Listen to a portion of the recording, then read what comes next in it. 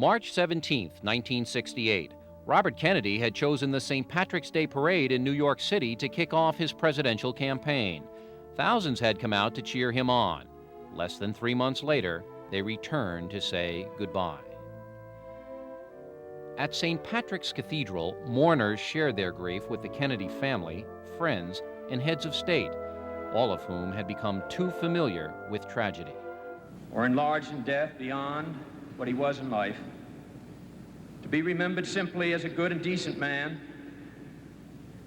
who saw wrong and tried to right it, saw suffering and tried to heal it, saw war and tried to stop it. As he said many times in many parts of this nation, to those he touched and who sought to touch him, some men see things as they are and say why.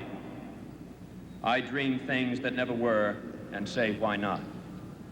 A funeral train carried Robert Kennedy's casket from New York to Washington, D.C. Along its entire route were those paying their final respects. The procession ended at Arlington Cemetery. After a brief candlelight ceremony, Robert Kennedy was laid to rest near his brother, John. Senator Kennedy's death is a tragedy for a nation and for a family that has known too many tragedies in recent years. Among his last words were these: America is a strong nation. America is a great nation. America is a compassionate nation with an unfinished agenda of business at home and abroad. At a 20th anniversary memorial service, Robert's oldest son, Congressman Joseph Kennedy, spoke.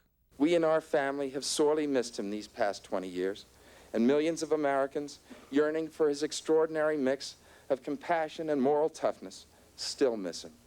Robert's mother, Rose Kennedy. What joy he brought us. What an aching void there is without him. We admired him. We loved him. And the world is indeed bleak without him.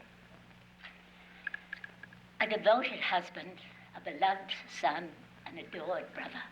I know I shall not see his like again. We can only guess at how the course of history might have changed had Robert Kennedy lived.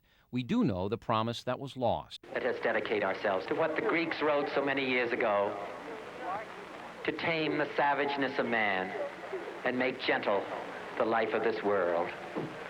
Let us dedicate ourselves to that and say a prayer for our country and for our people. Thank you very much.